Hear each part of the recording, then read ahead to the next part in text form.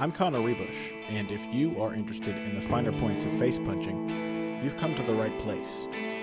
This is Heavy Hands.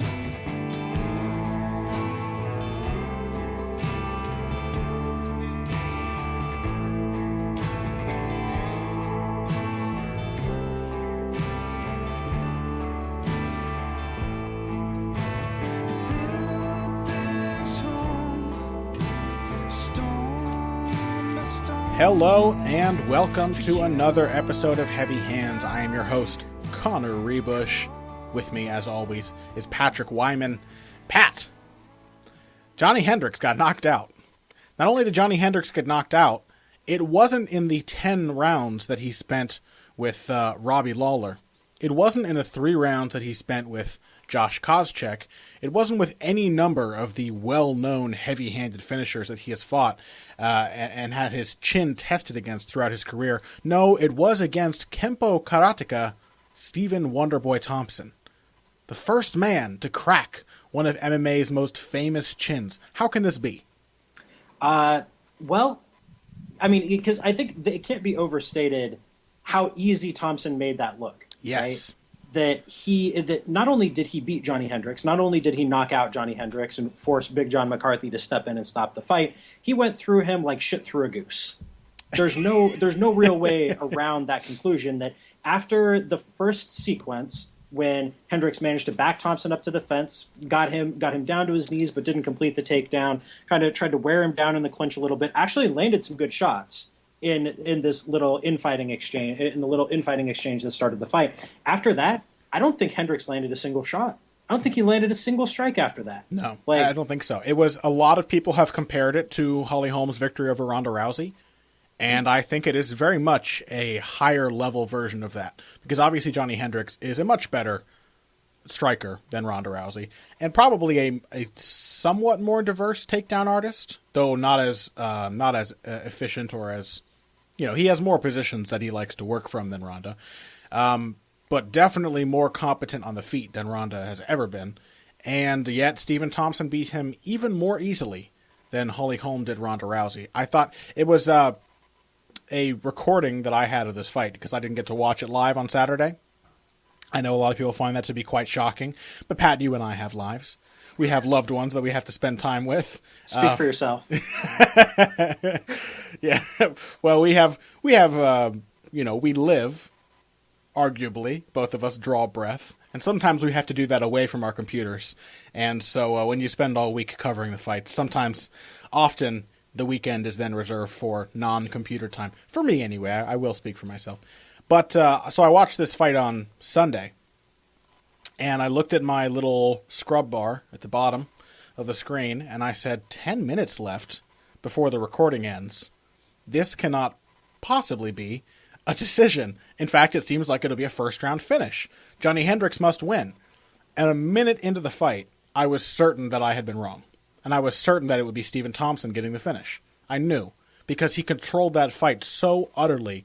Very much like the Holm-Rousey fight. Couple of big shots early in that fight, and then like 2 minutes in, you're thinking, this is not going to go Ronda's way. I don't see how she can turn this around. She looks like she doesn't have any answers. And Stephen Thompson did that to a much better trained and more diverse mixed martial artist in Johnny Hendricks. It was absolutely astounding. Very, very impressive. Well, it was interesting. You could sense the turning point in this fight around 55 seconds into the first round, when Thompson spins off the fence.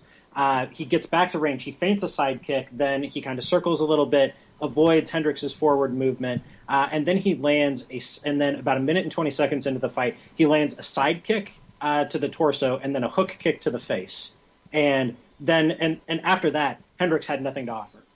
He landed all of 2 strikes after that, both of them leg kicks, and both of which were immediately countered. But like Holm-Rousey, what this was a masterpiece of outside fighting. Yeah. And a masterpiece of distance management.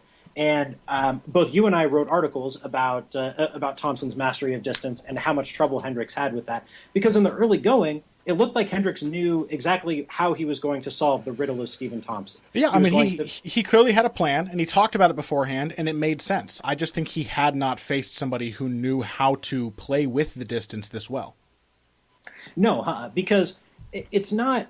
This is something that I wrote about it at length this week. So just to give myself a shameless plug, but karate is not the only art that teaches distance management. It's not the only art that has long range tools to disincentivize somebody from coming in on you. No. But karate incentivizes distance management, and in turn, the ability to both cover distance and then to punish your opponents for trying to cover distance in ways that other combat sports do not. In ways that other martial arts do not. Because you can be, and this is something that you and I have talked about at great length on this show, you can be an outfighter in boxing. You can be an outfighter in pure Muay Thai. You can be an outfighter in Dutch-style kickboxing. They all have tools that allow you to do that within the context of those rule sets. But I would say it's the dominant mode in karate, and karate happens to incentivize those things and teach them pretty well. Yeah, absolutely. I agree. Can we go ahead and talk about some of our favorite examples of and how this fight played out? I think there are always three ways, three modes that I know of that you can use to approach discussing a fight. There's the technical, which is the mechanics, things that are happening and how they and what they look like when they're happening. There's tactical, which is how the techniques are applied, and there's strategic, which is why the techniques are applied in that tactical way. And I think Stephen Thompson was pretty much flawless on every single one of those levels. He showed excellent technique, he showed excellent tactical thinking, and he showed excellent strategic thinking. He did not make a single mistake more than once in this fight. Not that he fought 100% flawlessly. I don't think that's ever going to be possible, but he did not make a mistake more than once in this fight. He adjusted perfectly. He knew what he needed to do, when he needed to do it, why he needed to do it. So I want to start by talking about that sidekick that you mentioned, because I think that right there, I use that as an example in my own article, shameless plug, and I think it's a great sort of microcosm of the fight as a whole, because in that sequence we have both fighters at range. And obviously, as I alluded to before, Johnny Hendricks knew that he needed to navigate that distance. He talked before the fight about being on the edge of kicking range and being able either to take half a step back and be too far away, or take half a step in and be too close. So he knew that. And Stephen Thompson did such a good job of making that 100 times more difficult than Hendricks made it sound. And having faced much bigger, taller men in my life as well in sparring sessions, I know how scary and frustrating it can be to feel like you are stuck on the outside of another person's reach. Because at long range, they can see everything you're doing. I think that's the worst thing, is that a guy who is poised and knows how to take advantage of his size, like Stephen Thompson, and knows how to move and evade, when he can see everything you're doing, it feels like he's in your head. It feels like he can predict your next move before you even make it. And really, it's just because space is time. Yes. Right? That if you can stick somebody way on the outside, it makes you feel like they're in your head, because they have all of this time to react to what you're doing. They can see what you're doing, and they can react to it before you can come up with whatever follows the thing that you're doing right there. Yes. And the sidekick is an exceptionally effective tool to do that. I think of all the quote unquote karate things that we're starting to see more of in MMA right now, I've never understood why we don't see more sidekicks. Sure. It's a perfectly useful tool. It's an incredibly useful tool. I've never done a day of karate in my life, but I still like the sidekick. Sure. Because it's an effective tool for managing distance. If you want to pop somebody on the outside, the sidekick is as effective a tool as you're going to find to do that. I think it's every bit or even more effective, every bit as effective as or even more effective than a lead leg teep, another tool for distance management that you can use. That we see very little of as well. Yeah, I think because people are afraid of getting them caught in MMA and getting taken down off of Which them. doesn't make any sense to me. That's like saying you're afraid of throwing your jab because it might get countered. Yeah, well, you're going to get countered on everything else if you don't throw it, so you better learn how to use it. Yeah, I think I've seen maybe 2 or 3 fighters in MMA use a lead leg teep effectively. Yeah. One of them is Shimon Moraes, who spent a shitload of time living in Thailand and training under Thai crews. But there are very few people who use it. More should use a sidekick too. Sidekick's useful. Yeah. But the impact of a sidekick if you haven't been kicked full force by somebody who knows how to throw a sidekick, it's a tremendously demoralizing experience because it hurts in a way that you're not used to being hurt by a strike. Mm-hmm. Like, it's piercing and penetrating, and it leaves bruises, and it feels like the ball of their foot is inside your body. It's like, it's really, really, really painful in a way that's hard to explain. And like, that's, I think, the look that you could see on Johnny Hendricks' face after he gets popped with it. So he gets stuck at that distance, and he's like, Jesus, that hurt. Yeah. You know, like, and Hendricks is a tough dude. I doubt that thought crosses his mind all that often. No, but you can't put up with that punishment and not be getting the other person back. Like, another thing that Hendricks said before this fight is, he may be able to hit me, but I'm going to hit him back just as hard, and he couldn't. And that's not an experience that Johnny Hendricks is used to having. He has always been able to pay the opponent back for damaging him. And as his defense has gotten better and his striking technique has gotten better, that equation has started to tilt in his favor in recent years. It's tilted in his direction, where he's been able to hit them and not necessarily have to take all the strikes or hit them more than they hit him. This was the first fight in a long, long time, the only fight ever in Johnny Hendricks' career, in fact, where he suffered this extent, this lopsided of a striking metric in the fight. So about Thompson's sidekick, the one that he throws about that, what did you say you had a timestamp for that? About a minute and 20 seconds into the fight. Right. So just before he throws that, he's at range with Hendricks. Hendricks knows he has to cross that range, but he's already a little unsure of how to do it. He's trying to figure out how to bridge that gap. So he feints, and Thompson is clearly in a position to throw the sidekick. And he feints, and Thompson reacts as if he's about to throw the sidekick, and doesn't, because Hendricks doesn't come in. And the thing that I love is that instead of waiting for Hendricks to give him an opportunity to throw the sidekick, Thompson decides to bridge the gap himself, which a lot of outfighters in MMA don't do. They do not aggressively control the distance, or they do not enforce the distance the way that they should. They wait for the opponent to try to close it, and then they try to get away and maybe try to hit him as they come in. So what Thompson did is he slides his back foot forward and he stabs that sidekick through Hendricks' body. Technically, it's a wonderful sidekick. He's got one of the best in MMA. He turns his hip over really well. He gets a nice point on his heel. He's got his plant foot turned away from the target, so he's got his whole body weight going through this kick. He slides his foot forward, so he's got full extension through the line of Hendricks' torso as he throws it, so you've got mean impact. Tactically, he covers the distance, doesn't wait, and strategically, after he lands this kick, he comes forward. Hendricks is like resetting mentally, thinking, okay, I'm going to try a different thing now. And at that exact moment, Thompson kicks him in the face, using the threat of the sidekick to land something else. Hendricks drops his hands. He hasn't had time to readjust yet. And so Thompson follows up almost immediately on the threat of that sidekick. So he is aggressively outfighting without having to go crazy and brawl, without having to put himself in an uncomfortable situation or even at a disadvantage. He's using this range aggressively. And that right there, I agree with you, is like the turning point of this fight, where everything just starts to go downhill for Johnny Hendricks after that. Yeah, it's telling, because the difference between Thompson and some other karate-influenced strikers that we've seen in MMA, especially Lyoto Machida, is the activity level. That when Thompson gets you at range, he is aggressive. He is going to make things happen. He isn't going to wait for you to come in on him. Like, he will blitz forward and throw 2, 3, 4 shots at a time. He'll throw 3 punches and follow with a kick. He puts volume out there. So I counted so he throws 2 strikes in the first 20 seconds of the second minute of the fight, and then he throws 13 more after that.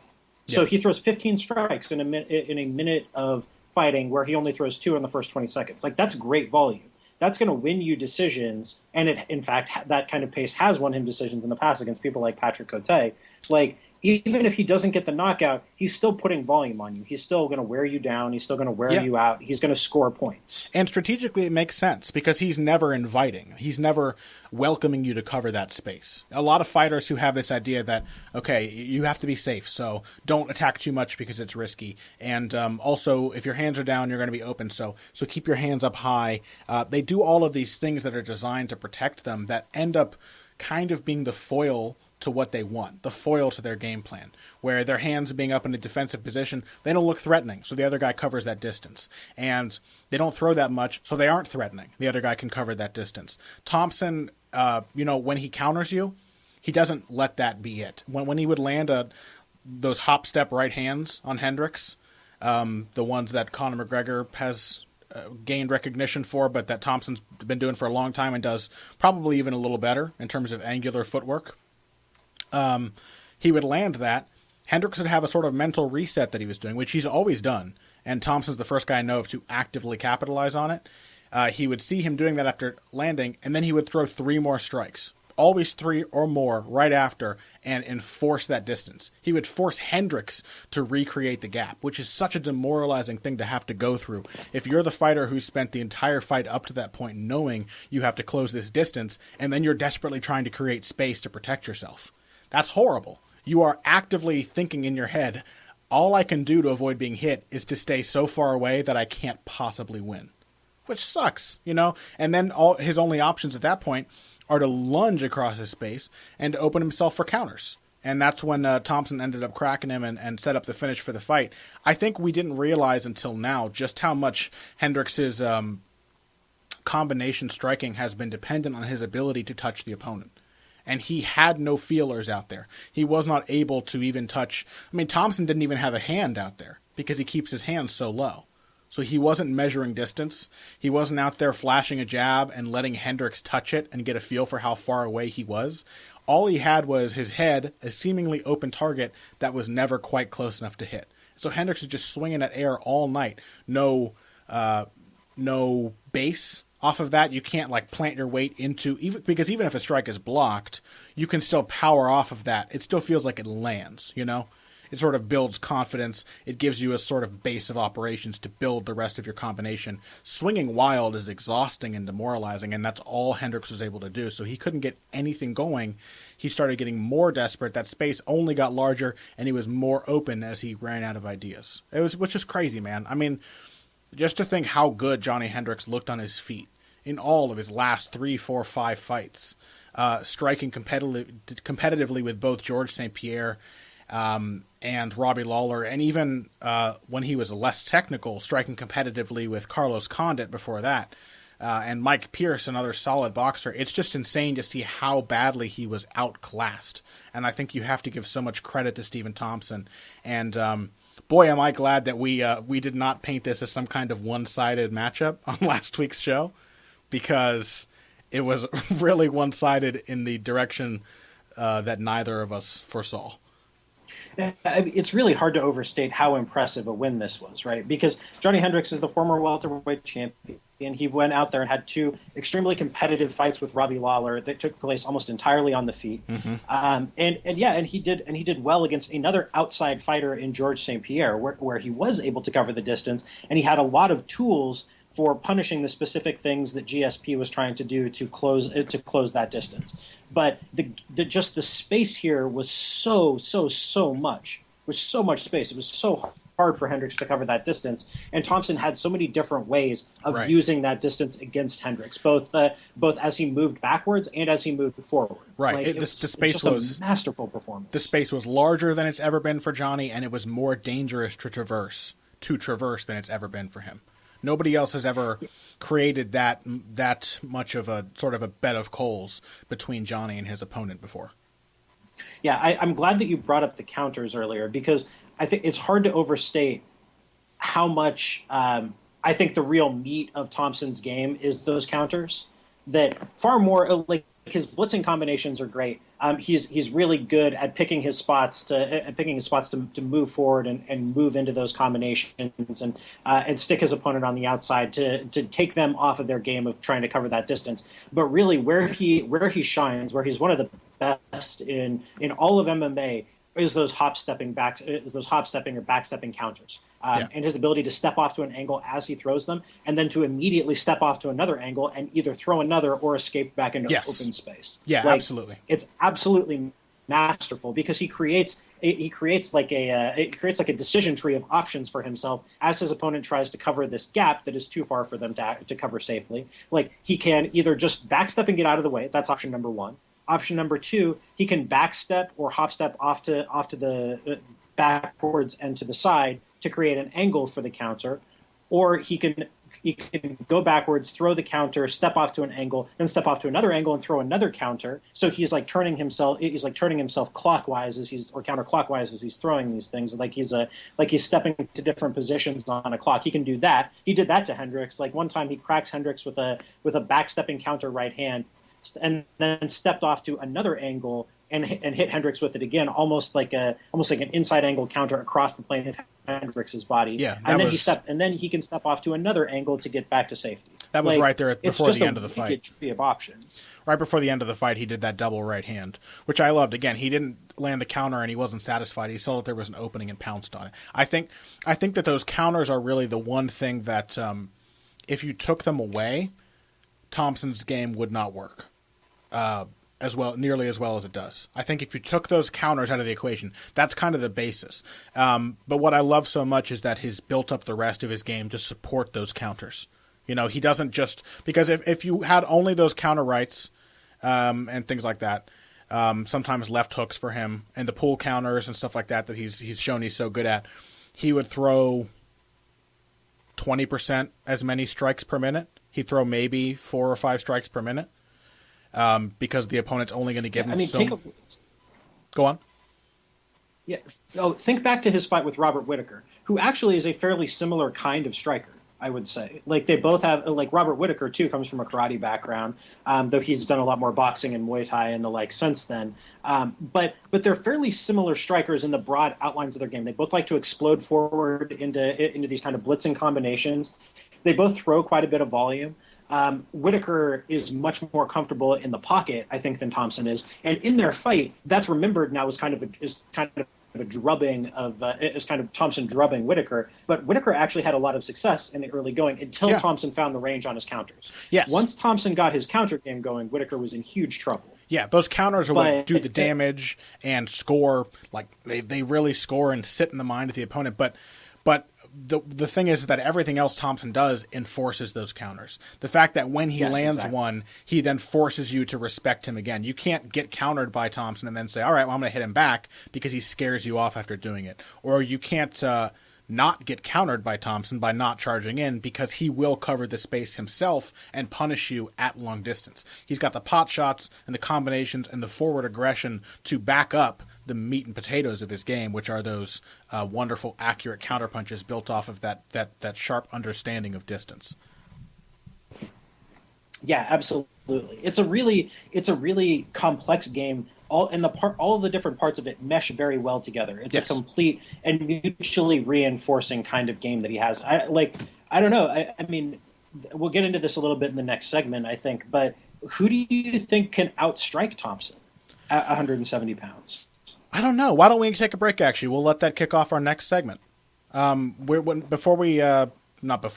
we come back from the break, what we are hoping to talk about is sort of the state of the welterweight division, maybe the changing of the metagame in this division, that Thompson may be at the forefront of that. He's certainly one of the youngest fighters in the top 10 now with this breakthrough performance. Youngest fighters in the top 5, I have to imagine. And we're going to talk about matchups for him and maybe the changing landscape of MMA technique in the process. All of that after this. Hey everybody, thanks for listening to this week's Heavy Hands. If you like what you hear, please consider pledging to support the podcast on Patreon. Patreon is basically continuous crowdfunding. You sign up to contribute a certain amount per month to help us with production costs and the like, and in return you get rewards ranging from a mention on the Heavy Hands website to a question or topic of your choice being discussed on the show. We have a lot more in the works to reward you for your help, and we appreciate every contribution. No amount is too small. Just head over to patreon.com and find how you can help out the only show dedicated to the finer points of face punching. Now let's get back to it. And we are back. Our jumping off point for this topic, Pat and listeners, comes to us from a friend of the show, sarcastic, cruel friend of the show, Mookie Alexander, who asked us on Twitter. He didn't actually even ask. He presented it as a take, Pat. A hot take, you might even say. He forgot the flame emojis, but it's a fairly hot take. I mean, I don't know that I would say it's a hot take. I would mildly lukewarm take. That welterweight, far more than any other UFC weight class, has become a strikers division in a post GSP world. Yeah, And more than any other division, leaving. I don't know. I think lightweight is very much a strikers division at this point in time. I think featherweight is kind of a strikers division too. But with that said, I think there's a case to be made for welterweight. But I think what Mookie is capturing here is the divisional turnover after GSP's relinquishing of the throne, the rise of Johnny Hendricks, the aborted rise of Johnny Hendricks, who has turned out to not be the standard bearer in this era, the rise of Robbie Lawler. Like, a whole lot of stuff has happened in the welterweight division in the last 4 years or so.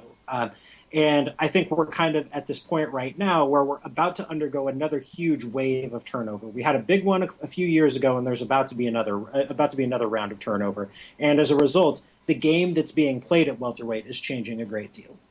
This thought just occurred to me, but I don't think there are many divisions in MMA now that seem to be dominated by wrestlers.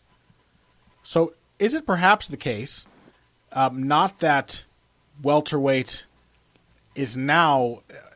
Is it the case that welterweight is not an anomaly now, but was an anomaly then? Because GSP was such a long reigning champ that maybe he was a holdover from an earlier era of dominant wrestlers. He was the best of the breed and stuck around for so long that he made it seem like a division that wasn't welcome to strikers, that wasn't open to strikers doing well. And really, we haven't been seeing a lot of dominant wrestlers in GSP's mold at all in the sport lately. Well, I think as you get heavier, the metagame shifts more toward wrestling and grappling. Like, so I think middleweight, with the possible exception of Luke Rockhold, I think, and a couple other guys, I think middleweight is really a division that's dominated by wrestling and grappling.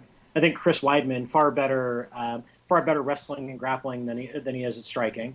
I think Jacare primarily a grappler. Tim Kennedy primarily a grappler. I think Gegard Mousasi is at his best when he can mix in wrestling and mix in wrestling and top control. Talis Laides, Rafael Natal, even Uriah Hall has gotten in on the act and done quite a bit of takedown work and top control. Like, I think that is very much a wrestlers and grapplers division. I think we still see a lot of that at light heavyweight too. At heavyweight. Heavyweight's kind of in a striking moment in its own right. Yeah, but that's just because there's not a lot of great wrestlers that are 250 pounds. Technically Jared speaking. Rosholt.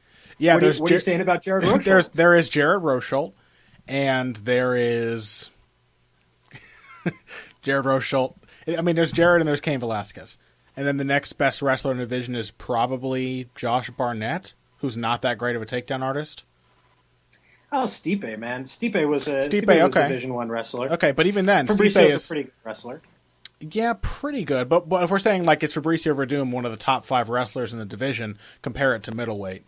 He doesn't really compare to the top 5 wrestlers at middleweight. You know what I mean? Yeah, that's true. I would say Alistair Overeem is and always has been a severely underrated offensive wrestler when he chooses to be. But there's padding. We're getting off track here. There's padding at heavyweight because the guys are so big. Once they're down, they stay down. You don't have to be that great to get them down. Welterweight, I see what you're saying. It's kind of that sweet spot between light and athletic enough to be a great dynamic takedown artist, but big enough that when you get on top of somebody, they have a hard time getting you off.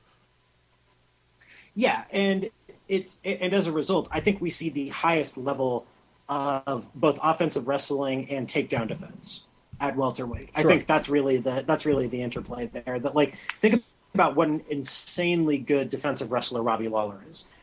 Think about how good a defensive wrestler Rory McDonald is, and Tyron Woodley. Tyron Woodley is an unreal defensive wrestler. Johnny Hendricks is a former Division I national champion wrestler. Demian Maia is a slick as hell chain wrestler, one of the very best chain wrestlers in all of MMA. Even Matt Brown is a good takedown artist when he wants to be. Dong Yoon Kim, like, these guys are all great takedown artists, and so as a result, that drives a metagame in which the quality of offensive takedowns in that division, which forever has been very good, drives rock solid defensive wrestling, which ends up leading to bouts that are heavy with striking. That's kind of where we've been since 2013 or so at welterweight. Sure. And you were going to point out how GSP's generation is kind of, and GSP, he sat through a few generations, but GSP's last generation, his last generation of contenders, they're all pretty old right now. And they probably won't be around that much longer. Stephen Thompson is, how old is he?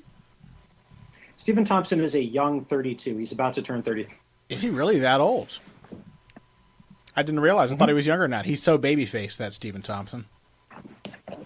Well, because he doesn't get hit that much, I think, is a big part of that. Sure, true, yeah. Like an Anderson Silva or a Lyoto Machida, he might have more longevity as a result. Stephen Thompson also has not been in MMA that long. I think he's only been a pro for. Let me look at this. He had his first pro fight 6 years ago, almost exactly 6 years ago. So he still has 3 or 4 years of prime left before he hits the bad part of the aging curve. Yeah, perhaps. Yeah. So there's an age factor. There is a GSP no longer there factor. Is there also a sort of shift in the overall MMA metagame that Stephen Thompson might represent? Well, we're heading more toward. I think we're heading towards a direction in a couple of different ways. I think Stephen Thompson is a representative of a trend of trends where, we're doing the striking thing because the quality of takedown defense is rapidly improving. But Thompson is also is also one of the major drivers of this whole fighting on the outside thing that MMA fighters for a long time have not been very good at. We've talked about the reasons for this when we've talked about why pressure fighting is such a big deal in MMA, that the quality of defensive footwork, of defensive ring cutting footwork, of the footwork to stay off the fence in MMA has historically not been very good.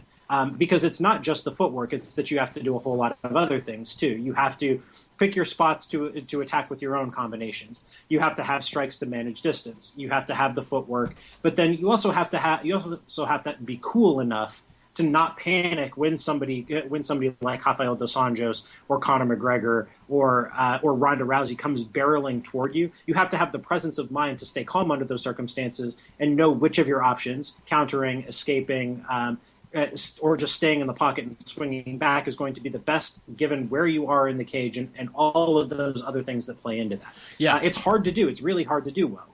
Yeah, I would say that you have to also be able to close the distance yourself. I think that's a big ingredient that's been missing in MMA outfighting, and I think it's because for a long time now, a lot of the outfighters in MMA have kind of fought that way out of necessity because they weren't good enough or comfortable enough in the pocket to actually make that a part of their game. So basically they went to outfighting because they didn't want to be taken down, so they didn't want to be close, and they didn't want to slug it out in the pocket, so they didn't want to be in mid-range, so they wanted to be far away at all times. Which, if your idea of outfighting is, I just can't ever get close to this person, you are going to suffer, ultimately. It's going to be, you have a very limited idea of your options in a fight, very limited scope of what you are allowed to do.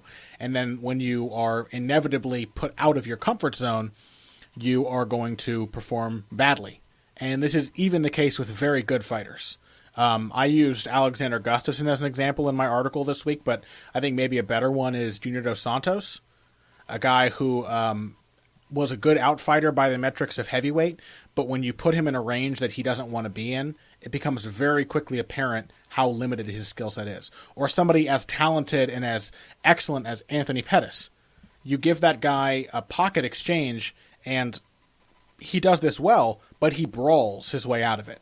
He does not know how to close that distance aggressively himself and stop the takedown by cutting off your distance for you and then turning and getting himself back into open space. Or closing that distance with a strike like Holly Holm and Stephen Thompson do so well, and then doing a quick clinch, framing, and escaping back to range. He is either at range or he's in close because you made him be in close. So it's, if he's in close, he's reacting. You know what I mean? I think that's been a problem in outfighting in MMA for a long time, is that their pocket fighting and infighting has always been a reactive measure for them, something they have to do if the other guy is good enough to make them do it.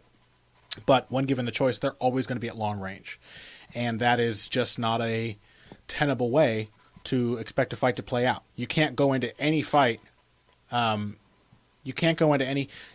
brought this up on the show before, but it always makes me think of the game plan I did for Vitor Belfort against Chris Weidman. I did the gaps in the armor type thing, that treatment. And I didn't mention takedowns, really, in the breakdown. And a bunch of comments said, why didn't you mention takedowns? As if for game planning, I should have said, don't get taken down. And that might be what the kind of thing they mentioned for like a keys to victory thing on like a Fox Sports 1 type of broadcast. But as a bit of game planning, it's not very helpful. Because if you are thinking in your head, I can't let this happen to me. I can't fight at this range. I can't get put in this position, etc., you're ultimately going to fail. Because it's going to happen. And you have to find a way. The only way that you can prevent it from happening is finding a way to aggressively counteract those circumstances. You can't just try to escape it, at all costs. Yeah, and so that speaks to what Stephen Thompson did against Johnny Hendricks and what Stephen Thompson has done since he lost to Matt Brown. Thompson has not conceded a takedown since he fought Matt Brown. Yeah. That's not because he has been so gun shy about getting himself into ranges where his opponent could possibly grab a hold and try and take him down. It's because he's confident in his defensive wrestling, and he's confident enough in his distance management that he can avoid, by and large, avoid those situations without panicking when he does get himself put into them. Yeah. So the Patrick Cote fight was a really good example of this. Cote is the only guy in that stretch who has attempted more than 2 takedowns on Stephen Thompson. And so Thompson found himself a lot of the time ending up at close range with a really crafty veteran guy who knows how to close the distance, who has pretty good footwork, who was able to get through some of Thompson's distance. But instead of panicking and saying, what am I going to do here? Thompson defended the takedowns very, very calmly. And when he needed to get himself off the fence, he waited for the right moment and then did it and then went right back to it without letting that get inside his head and put him off his game. Yeah. And that's a hard thing for an fighter to do is, every time I try this guy grabs a hold of me and then we're in a wrestling exchange. Well, that's okay if it's not leading you to a place where you're actually losing the fight. Like, don't worry about having to fight off those takedowns. Trust your takedown defense. Trust your game plan. You're going to be all right. Yeah, and that's why guys like Alexander Gustafsson have been so successful with hitting takedowns as strikers. Because, not only is it an unexpected thing for the wrestler to have to deal with if you are fighting a wrestler, but it allows you a way to aggressively close that distance, not letting your opponent control the distance on their own accord, but doing it for them, and then showing them that it's actually not that great to stand this close to me. And to off-balance them and allow yourself an opportunity to escape as well. Because they're not going to want to be on their back with you on top of them. So you take them down quickly, you just engage. That kind of thing works. Stephen Thompson tends to do it with strikes and fight off the takedowns. But I think the important thing is that you have to be able to be comfortable in that distance. It's distance management, not distance maintenance. You cannot expect to maintain one distance for the entirety of a fight. You have to manage the distance effectively and know that when the distance is going to be close, it's best for you to decide when that happens before the other guy gets to do it himself. Yeah, absolutely. But so this brings us around to something that you mentioned, that Thompson is the first of these new welterweights to kind of crack into the division's elite by beating Johnny Hendricks. And so I was thinking we're kind of at a point right now where there's about to be a lot of turnover. Like, I guarantee that within 18 months and definitely within 2 years, the landscape of this division is going to look a lot different, simply because a lot of the guys in the top 10 are getting up there in years. Lawler's 33 with a lot of wear and tear on him. Tyron Woodley is 33. Johnny Hendricks is 32. Carlos Condit is 31 with a lot of mileage. Damian Maia is 38. Matt Brown's 35 with a lot of mileage. Hector Lombard is 38 with a lot of mileage on him. Dong Yoon Kim's 34. There's fitting to be a lot of turnover here. But so what we're going to see is Stephen Thompson is the first of these next generation strikers with this incredible takedown defense. But there are going to be others too. I mean, Albert Tumanov is the one that immediately comes to mind, because Tumanov is just ridiculous. I think both you and I are pretty big fans of him, Connor. But then you have other guys like Kelvin Gastelum. You have Neil Magny is an interesting kind of fighter. When you go a little further down, you've got Tarek Safadine is a fairly young guy who's still got some room to grow. Lorenz Larkin is a guy who could be up there. Warley Alves. Kamaru Usman, a former really, really excellent wrestler, but also a pretty good striker. Like, there's going to be a lot of turnover, and there are going to be a lot of new faces in this division right here. Because, if you look back 4 years ago, Josh Koscheck was comfortably a top 10 welterweight. Like Nick Diaz, Jake Shields, BJ Penn was a top 10 welterweight 4 years ago. John Fitch, Diego Sanchez, Martin Kampman, guys like that were all up there in that mix. And, it didn't take very long after that before all of those guys had dropped off. And something like that, very similar, is going to happen again in the near future. It's a crazy thing about this sport, man, to look back just 5 years and see how, because you don't even notice it when it's happening. It's like looking at your face in the mirror every morning and not noticing how fat you're getting. You know what I mean? You can't tell when it's happening gradually. But if you look at a picture of yourself from 10 years ago, holy hell did you get fat. It's the same way with MMA. You can look at the division several years ago, and it's black and white, how different it looks. And then you just have to contend with the fact that it's going to change that much again in the next 5 years. But I am really excited to see this. I think we've mentioned several times on the show that we're kind of in a golden age of striking technique, that it's really finally the striker's turn in MMA. And not only am I excited to see that, but I am also excited for the next response.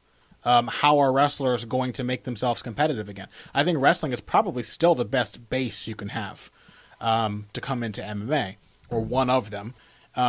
And so how are the wrestlers going to get back? Who are the next Khabib Nurmagomedovs, the next GSPs, these guys who are going to neutralize the strikers? Because if you're going to beat a striker, you're still going to want to be able to neutralize them and take them out of their game. So what's the next development? How do you prevent keep from being Johnny Hendricks, which is now a verb? How do you keep from losing your confidence on the outside of range? You have to become a good enough striker, but you also have to find ways to counter what the strikers are trying to do to you. It's just really fun to watch this sport develop. You can mirror a lot of what we're seeing now. Find a mirror to it if you look at discussions of boxing technique, old boxing books. There were outfighters by necessity in the early days of boxing. Like, everybody was an outfighter. That was the only way they knew how to fight, because why would you mix it up? And they didn't throw a lot of combinations, very much like early MMA, because you throw one strike and you try to get away. And you respect the other guy's distance so much, you're not going to deal with that. And then the Americans started to be these come-forward sluggers, and that became really popular. You would just charge in and do infighting, which was a new thing for them back in the day, fighting in the pocket and fighting in close and grappling. And then you have the old-timers start to create a new school of outfighters who know how to contend with that. And they sort of thumb their noses at this idea that you should do all of this ungentlemanly, rough-and-tumble fighting in close and find new ways to keep the infighters at range and keep them from being aggressive. And so, we're seeing this same kind of back and forth. It's an arms race in MMA with technical development and tactics and strategy. And I just love watching it play out, man. And I love being surprised like this. This is just like, it's not as crazy as Rousey Holm was, but just like that, man. How much fun is it to go into a fight and think you have a pretty clear idea of what's going to happen, and just to have the result defy your expectations so much. It's just crazy. So next up, after the next break, we're going to do some heavy bag questions from you, our listeners. And I think, is that it, Pat? Do we have anything else in store? I don't think so. I think that's pretty much what we're getting at. Okay, heavy bag questions after this break. Financial support is fantastic, but there are other, even easier ways to support Heavy Hands. Perhaps the best is by spreading the word. We know our fan base. You're all cool, popular people with serious social media presences. You're tastemakers and trendsetters. Okay, there are one or two of you that don't fit that description. You know who you are, but no matter what, you can always help us out by telling folks about the show. And you can also give us a positive rating and review on iTunes and Stitcher, things like that. We rely on word of mouth and positive feedback to grow and improve, so thank you very much for your time and your help. Now, back to the show. And we are back for our final segment. We are going to do a few heavy bag questions. Before we get to those, Pat, there's something important we have to do. Actually, there's something even more important we have to do. I almost forgot again. I have to thank our Patreon donors. These are people who have pledged $5 or more to help out the show.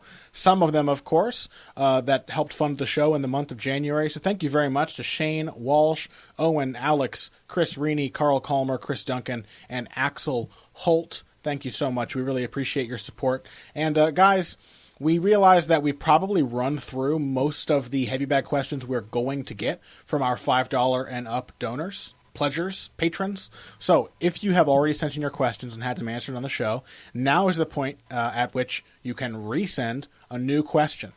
Please send us 2 or 3 ideas that you may have. That makes it less likely that we will have to reject your idea. We want to be able to answer your topic on the show. But obviously not every question is ideal, or sometimes we don't feel like we can offer a lot of insight in a particular topic. So give us a couple of options or choices. And if you have pledged $5 or more to the show and not sent in your question yet, get on it. We want to give you a reward for helping us out. We appreciate your help, and we want to pay you back. So if you haven't sent in a question yet, send it in. If you have sent in a question yet, send it in. We want to answer your guys' questions, and we already ran through them all. A lot of great questions, and some more coming up. The other important thing that I have to do before we answer the questions, Pat, is to play this sound effect.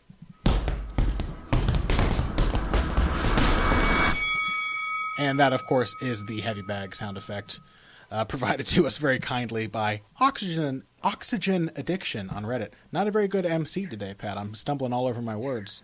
I was so excited about but yeah, you certainly didn't forget to throw the sound effect out there. That's very important. No, and to talk about the sound effect. Yeah. I think it really is, because I think what happens is if you don't sort of cushion the sound effect with a good 2 to 3 minutes of discussion, if you don't bookend it, people might miss it and not realize that the sound effect either is coming or has just happened. And God forbid they miss that. Well, it's such a good sound effect. Thanks to Oxygen Addiction for that. Hopefully you guys, we are talking about it still. So if you're hearing this and you don't know why we're talking about the sound effect, it did just happen. You missed it. So go back about 30 seconds and you'll get to hear it. It really is great. Our first question comes to us from Keith Hamilton at Big Stupid Grin on Twitter. What a fantastic handle. And Keith's question is, how often do high-level fighters really have a bad chin versus just bad defense? My answer to that is a lot of the time it's bad defense, and that bad defense over the course of your career compounds itself until the point that eventually you do have a bad chin because you've been hit so many times. Yeah. And because it's not just about your fights. Like, I think this is the big thing, and this is true of aging curves. This is true of aging curves too. Like, that it's not about what happens in your fights; it's about what happens in your bajillion sparring sessions. You're going to have a lot more sparring sessions over the course of your career than you are fights. And if you're getting hit that way, the same way that you're getting hit in fights and sparring sessions, then that's a serious problem for you. Like, if you're a guy who, I'll give you a good example: Donald Cerrone. Donald Cerrone is not a terrible defensive fighter, but he's not a great defensive fighter either. And Donald Cerrone gets hit quite a bit. Now, if Donald Cerrone is sparring on a fairly regular basis, it stands to reason that he's also getting hit a fair bit in sparring too. So, and over the course of your career, this becomes a bigger and bigger problem until the point where, you know, your chin is cracked years before it would have been had you devoted more time to training defense. Yeah, or had a coach who was better able to equip you with those defensive techniques. I think there are a lot of MMA fighters I know of, and this goes for boxers and kickboxers and Thai boxers as well, but there are a lot of MMA fighters, I think, who, if you were to stand in front of them and say, defend this right hand, would not really know how to do it. I think stopping a right hand is still like a serious problem in MMA. You know what I mean? Like, just being able to be there and not have to move your feet and create a bunch of distance and not get hit by a right hand is not something that a lot of fighters know how to do. And I'm not saying that it's necessarily easy, especially if the guy in front of you is setting up that right hand well. But I think that the notion of slipping over your lead hip is sort of foreign to a lot of MMA fighters still. And I think the idea that you can get your shoulder in front of your chin is still pretty foreign. The idea that you can present the appearance of being close and then create space by pulling back into your stance without having to move your feet is still pretty rare. We just don't have a lot of depth of defensive technique still in MMA. And Pat, you mentioned in the break that because we were talking about this last segment, we were saying, oh, what will the next reaction be? You said, of course, we're seeing the outfighters now as a response to the pressure fighters. Will the next wrinkle be pressure fighters who know how to move their heads and know how to slip punches on the way in? And I think it probably will. I think that's probably... Yeah, I mean... Rafael dos Anjos isn't a defensive genius, but he's got a few defensive options at his disposal, and he knows how to counter once he has successfully defended something, and that's what made him so effective at getting into the pocket against Anthony Pettis. Because the opposite example is Gilbert Melendez, who tried to do the same thing and got beaten up for it. Had a little bit of success, but took a lot of damage while trying to close that distance because Pettis is accurate and heavy-handed, and he's throwing at you while you're coming in. And so you have to be able to get your way in there behind defense. Yeah, exactly. So, like, Rafael dos Anjos, again, like you point out, not a defensive genius, but he has more options than most guys who want to pressure you. So compare Rafael dos Anjos to our pressure fighter for the purposes of every comparison that we make involving pressure fighters, Matt Brown. Matt Brown is a terrible defensive fighter. Yes. Terrible. Yes. He barely moves his head as he comes in. He's got his hands positioned such that his body is an open target. Like, he tends to move in on straight lines and relies on strikes to cut you off, like looping strikes and circular strikes to cut you off, rather than really, really good footwork. And all of this makes it very possible to hit him as he comes in, which Robbie Lawler did very effectively against Matt Brown, and Johnny Hendricks did that pretty effectively against Matt Brown too, for the sake of argument. But so, yeah, this is my biggest pet peeve in MMA, is just how bad most of the defense is. So even you have a guy who may have one layer of defense. He may move his head reasonably well. He may hand fight fairly well. He may parry pretty well. May have a nice tight guard that he uses to block fairly well. Rarely do we see fighters who can do more than one of those things with any measure of effectiveness. Yeah, and ones who understand. Go on. Yeah, I mean, so like the list of fighters who can do multiple of those things is very, very short. So it's like Jose Aldo and maybe two other people who can both move their head and parry and use a tight guard to block strikes. I think if almost nobody knows how to do that. If we have this amount of lag for any longer, people are going to think we have serious issues with each other. When I bring up a point and I accidentally interrupt you because I don't realize you're still going, and then I say go on, and there's like this long, stony pause before you continue. It's like you're so upset. Sorry, we just have a couple connection issues right now, folks. Yeah, I'm completely on board with that, Pat. I think defense is... Oh, man, there was an example I was going to bring up. Shit, and now it's completely slipped my mind. We were just talking about it. Hold on. Defense coming forward. I was thinking of TJ Dillashaw. Great job defending coming forward against Dominic Cruz. I don't know. It's gone. It's completely gone. Damn this lag, Pat. It's gone. It's never coming back. Yeah, the lag is just ruining. The lag is ruining us. The lag is our bane. Man, I had such a good example. I was thinking of pressure fighters defending themselves, coming forward. You were talking about people who know, who have multiple responses for defense. I think even fighters who have multiple responses, because I bet there are a lot of fighters who train head movement and parrying and catching and blocking and footwork. I think there are surprisingly... So I think most fighters probably have those things in their arsenal. I think there are not many that understand the different utilities of those tools, though.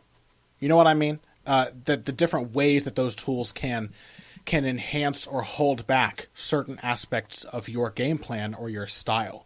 Like one of the best high guard fighters of all time was Marlon Starling.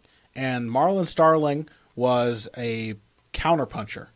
And he used a high guard because it got the other guy to swing at him. He didn't have this hands forward, I'm threatening the space. It was kind of an invitation to come in. And when they hit him, they felt like they could keep swinging because they were hitting his gloves, and it feels good to have that impact. Like I was just saying about Johnny Hendricks earlier in the show, they got to feel that impact, and they would keep going. And then when they kept swinging, they'd open themselves up, and he'd sneak in great short counters between their combinations. He would encourage them to throw more punches and to really commit to them. Then you have other guys who are really good at slipping. That might discourage someone to attack. So if you're a counterpuncher, you might not always want to slip, because when they swing and miss, they're not going to want to come forward unless you want them to overextend and you're a long-range counterpuncher like Stephen Thompson. If you're getting somebody to parry, that may not be great if you are a counterpuncher, because you are committing your hands to defense. Same with blocking. You're going to have to catch the strike with your hands before you fire back. There's all these different sort of implications of each type of defensive action that I don't think a lot of MMA fighters understand. They don't know when it's best to slip, when it's best to block, when it's best to parry, when it's best to move your feet. It's just kind of a random assortment. And there are a few now, but it is still the one area where I think MMA has a lot of catching up to do compared to other combat sports. Yeah, and I think I agree 100% with all of that. But the big thing that we see in MMA, and the reason why the pace for so long on the feet in MMA has been so much lower than it is in other combat sports, is because guys rely so heavily on their feet for defense. Yeah. Like somebody throws at you, you take a step back. And you alluded to this, Connor, at the very beginning of your response to this question, with guys not knowing how to slip over their lead hip, right? Like that. Yeah, like most of the time in MMA, when you're talking about how do I defend this thing, it's by taking a step back and then taking a step to the side, or taking 2 steps back and then, oh, okay, well, that didn't hit me. But there are worse things in the greater context of a fight than getting hit once. Yeah, like now you got this is the calculus. Yeah, now you've got to reset. You have to re-engage, and you just let the guy swing and miss without paying the price for it. Maybe it would be better for your style and for your game plan to have punished him for missing that right hand. And you can't do that if you're creating space unless he's really, really overextending. And you might need other defensive tools in the pocket to get him to overextend that much. And this is the calculus, to me, that's lacking in a lot of ways when it comes to defense in MMA, like especially with head movement. Right. So we hear so much resistance to the idea of head movement that, well, you slip your head off the center line, you're going to get head kicked, or, you duck down and you roll, you're open to getting kneed or kicked or uppercut. And it's like, well, yeah, you're going to be open to that. But that's an argument against predictable head movement, not an argument against the idea of head movement itself. Yeah, because I may as well say, if you block your head, you'll get hit in the body. Of course you will. That's why you block your head at the right time. It's just a matter of learning how to do the things correctly and appropriately. It's not this idea that certain things are outlawed because they open you up for certain things. There's nothing you can do in a fight that doesn't open you up to something, either technical or tactical. Everything is going to leave you vulnerable in some way or another. Even not throwing anything is going to allow the other guy to control the pace and the location of the fight. So you have to have an assessment of risk and choose what is the best risk to take at what time. Yeah, absolutely. Our next question comes to us from Johanna Bielcher at Ontological Taxi. What is a fighter to do when they find themselves on the wrong end of a stylistic matchup? We talk about stylistic matchups an awful lot on this show. We talk about, Pat, you and I are currently trying to do an assessment of which styles statistically match up well with other styles.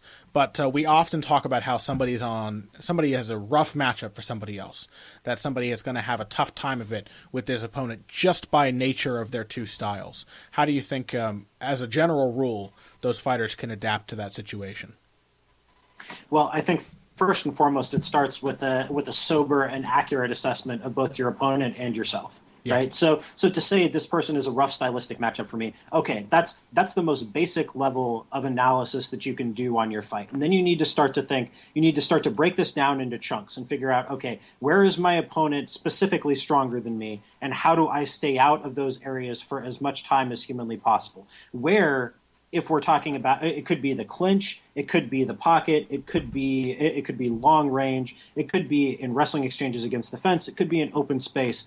Where do I have an edge? Where do they have the edges, and how do I try and keep the fight at my ranges for the greatest possible amount of time. That's what you do when you have a stylistic matchup that goes in your favor too. It's just a harder puzzle to solve when you have to go to more and more minute levels of detail when the broad outlines of the matchup don't favor you. Yeah, and you may have to go against your basic stylistic inclinations at some points. You may have to do things that you wouldn't necessarily do in a favorable stylistic matchup, things that aren't 100% comfortable for you. You're going to have to train things that are a little different, probably. I think the final thing that you look at after all of the things that you just mentioned, Pat, has to be specific techniques. And I think a lot of people tend to think that countering specific techniques is one of the first things that fighters go to when they game plan. And I'm sure there are some that do. But if the entire basis for your game plan is based around the idea of countering this one thing, you might end up with a terrible surprise when that one thing doesn't end up being as predictable as you thought it was. Or not might. You will be in for a terrible surprise if your whole game plan is based around that one thing. Yeah, that's a very thin and fragile base to have everything. It's a very thin foundation. I think that you make that the final thing because you come into the fight knowing you have a strategy in your head. Strategy is the question of why. So you say, why would I be at this range? I wouldn't, so I'm not going to do it. Why would I be at this range? Oh, I'm better at this than him, so I'm going to do that. You have all of these vague ideas of where the fight favors you and where it doesn't. And then the final things that help to encourage that help to that enable that game plan to take place are the specific techniques. Those are the tactics. And so you say, all right, I'm better at this range, so I'm better at close range. I need to be inside because he has long limbs. But in order to do that, I'll probably have to get past his jab. So I'm going to focus first as I come in on not only slipping, but countering that jab. I want to get him not to throw it so that as the fight goes on, I have an easier time of getting to the one range that really favors me. Or, that kind of thing. And that can be tough. I think a good example of this is probably, of that exact example almost, is Daniel Cormier against John Jones. I don't think Daniel Cormier has typically been a pressure fighter, as we've talked about before, and it was tough for him to do that. And I think he's gotten better at it. He showed a little more comfort doing that for 5 full rounds in his fight with Alexander Gustafsson, but that's just how bad stylistic matchups are. If you are a guy who fights at long range and you're a reactive wrestler and you're in there against a guy who is a long-limbed outfighter who is comfortable letting you stay far away and picking you apart, you're going to have to make some tough choices to deal with that. And it's just a matter of making them intelligently and being able to realize that that you will have to make those tough decisions. You can't, imagine how much more one-sided that fight would have been if Cormier had come in and just said, all right, this is basically the Josh Barnett fight again. I'm just going to do that.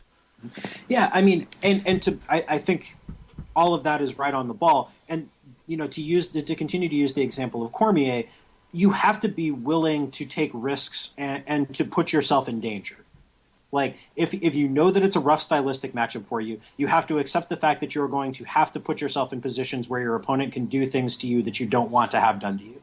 Like, so this was Cormier's criticism of Ryan Bader after the Johnson fight, where I think Cormier's exact line was, you're going to have to take some damage if you want to beat him. That it's not possible to go out there and just wrestle Anthony Johnson in the first round. If you want to wrestle Anthony Johnson, you're going to have to put yourself in position to strike with him a little bit, to wear him down, and in so doing, you're going to have to get hit yourself. That's the nature of it, because that was a rough stylistic matchup for Cormier too. He still won that fight by pressuring and by putting himself in Rumble's wheelhouse for long enough to eat some just hellacious shots. But that's what you have to do if you want to overcome the rough stylistic matchup. You're going to have to put yourself in some positions that you don't want to be in order to serve the broader strategic goals that are going to win the fight for you. Yeah, that's kind of that thing we talked about with outfighters earlier in a different light. You can't go into this fight saying, I'm just not going to let this thing I don't want to happen. You have to be a pragmatist and say, it's probably going to happen. Here's how I'm going to respond to it and tilt the fight back in my favor. Daniel Cormier is really a good example of that. He's actually proven to be excellent at adapting to his opponents, even when it hasn't gone his way. The narrative of the John Jones fight has gotten more one-sided in Jones's favor since, but it was very close. Especially for the beginning of the fight before Cormier started to wear down. He's proven to be really impressive at adapting to different body types and different styles in his opponents. So he's a great example of that. If you want to see how somebody fights against type or fights in a bad stylistic matchup, he's a good study. There are more out there, but definitely check out DC. So that wraps it up for us. Thank you guys for your questions. Again, if you are $5 patrons or more on Patreon, send us in your questions. Even if you've already had one answered on the show, give us a few choices, and we will be happy to get back to you. We love hearing from you guys and discussing all of the timely topics that you have for us. Pat, what do you got coming out this week? I just had a piece come out yesterday about Stephen Thompson, the art of outside fighting, and where karate fits into the evolving game of mixed martial arts.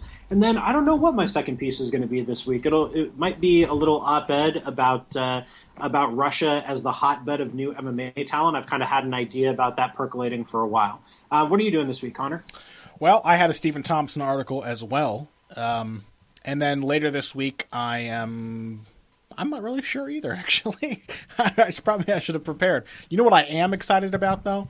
I think our good friend Phil McKenzie and I are. I just mentioned this to him, so if it doesn't happen, don't sue me or anything. But we're talking about doing a series on middleweights, just a running series, maybe calling it Middleweight Update or something like that, where before an upcoming card, we get to just talk about the weirdness of the middleweight division and the bizarre journeyman matchups that are coming up. And listen to these matchups right here, Pat. These are all from the next card, Cowboy versus Cowboy.